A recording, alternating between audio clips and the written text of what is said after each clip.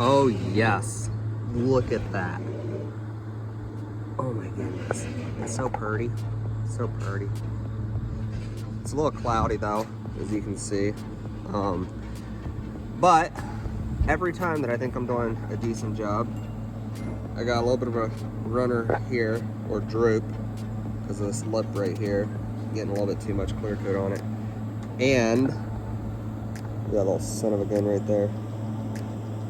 So I'm gonna have to nib that out of there and clean up this droop and mount the fender. And the truly bad part is I have a perfectly, this is a messy corner, don't judge.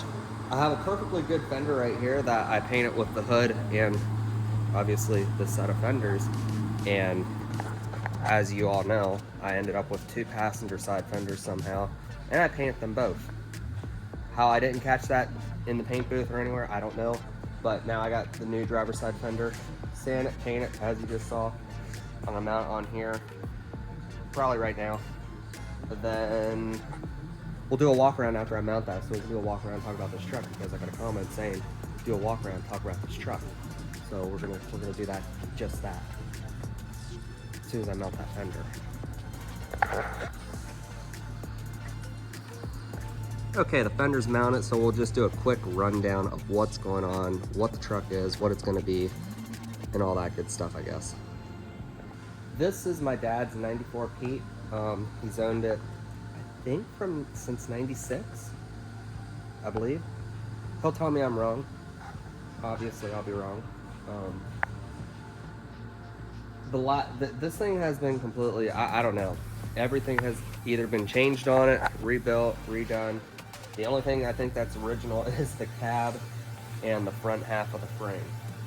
Because it's been stretched, and there's just a lot. It originally had a 63-inch flat top. It was red. I don't know. It's got probably at least over 3 million miles on it. Swapped the engine a couple times. I think at least twice. It has a fresh rebuild on it. I did a rebuild on it about 2 years ago, and while it's being rebuilt, we ended up getting my uncle, who was driving it, an upgrade. Got him a different truck, so he started driving that. So this has a fresh rebuild on it. I tuned it, all that good stuff, because it's a 4 1/4 with we upgraded the bearings and everything down there, so it's like a C model or whatever instead of a B model. It's got the better bearings, whatever. Back here, well, I guess let's stay at the front for a little bit. I'm gonna get you guys sick. As it sits right now, it looks awful. I mean, we did a little big hood conversion on it, and these are factory style fenders, so there's a huge gap there, like they all have.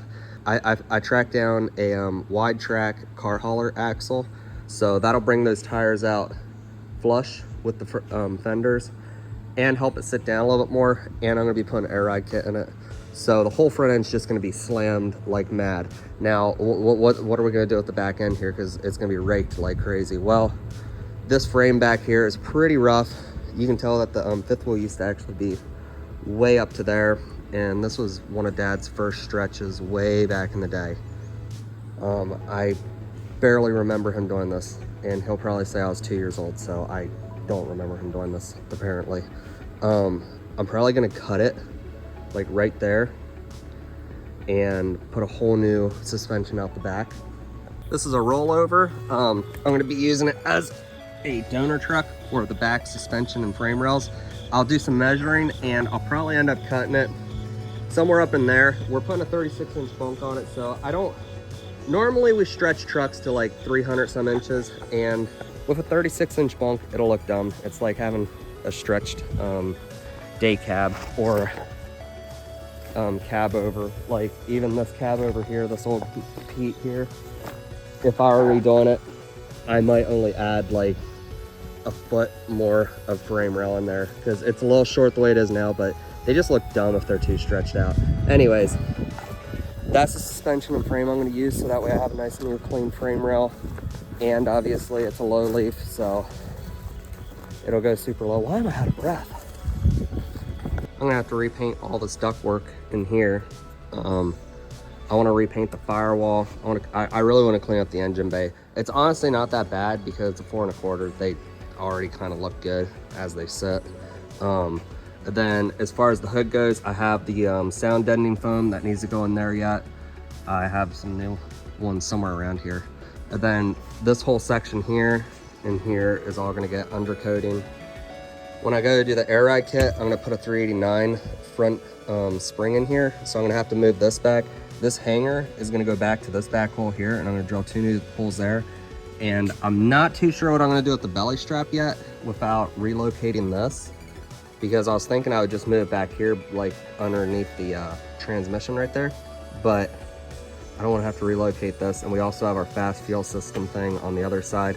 So I might try and do like a 389 crossover that goes like from right back there and goes over. I don't know, we're just gonna have to find out. Then again, it's a 4 1/4, it doesn't put out that much power, so it probably doesn't need it. I mean, I don't know how much flex is going on up here anyways when it's torquing up. I'm gonna assume that's what that belly strap's for. As far as the interior goes, this is a dumb idea. I mean, it looked cool back in the day, but anymore it's just not. It's just not cool. Back in the day though, it was cool. I'm gonna have to get rid of these panels, and I would like to just find some original red upholstery. I want all the upholstery on the inside to be original. I'm even gonna go back to carpet on the floors. I know, a lot of people want their wood floors and everything, but I just want this truck inside here to feel like a brand new truck right out of the factory. I want everything to be tight, no squeaks, good sound deadening.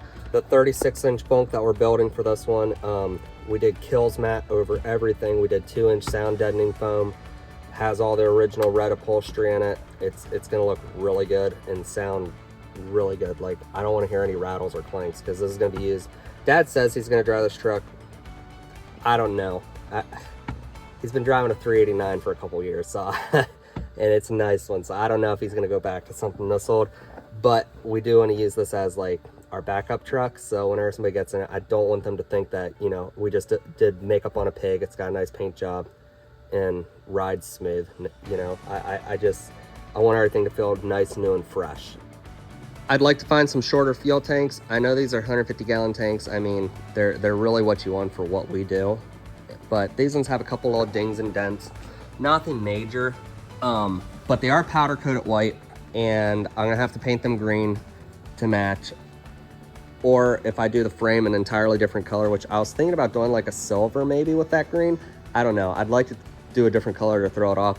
I would have to do the fuel tanks that color then, and I really don't want that. I want polished fuel tanks, so, and I'd like them to be smaller, maybe like 100-gallon tanks, maybe 80, just something shorter. Because the new bunk is gonna end right about here, and I don't want all that fuel tank sticking out the back of it. So if I could just get some short tanks right in there, that'd look really good. And honestly, they can be moved forward too. I mean, these are 8-inch stacks on here, and there's way too much of a gap there. So I'll probably just move them forward anyways, regardless, whether I change the fuel tanks out or not.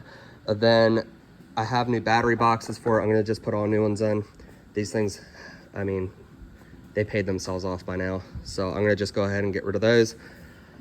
As far as that goes, the cab goes, I mean, we're not gonna do too much different to it. I mean, it's obviously getting new stacks.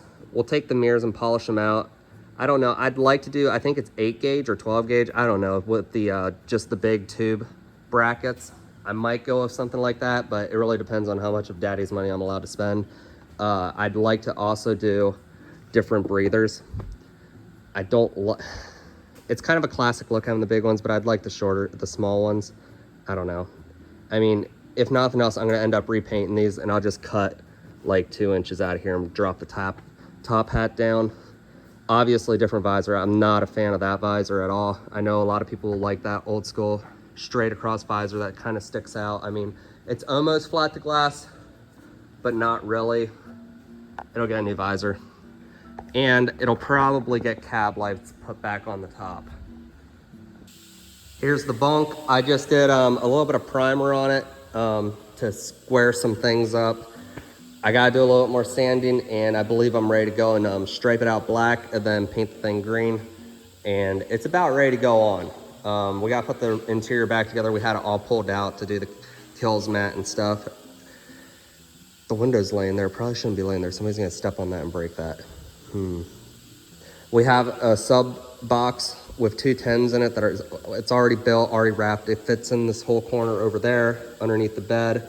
I'm gonna leave the panels out that go in here that like divide things. I'm just gonna have this nice and open because there's really no storage room in these little bunks.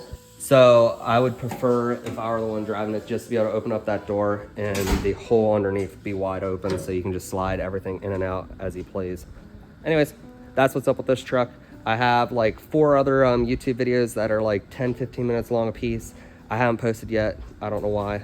I'll get around to it. Yeah.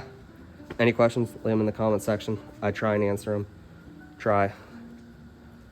That's where we're at right now.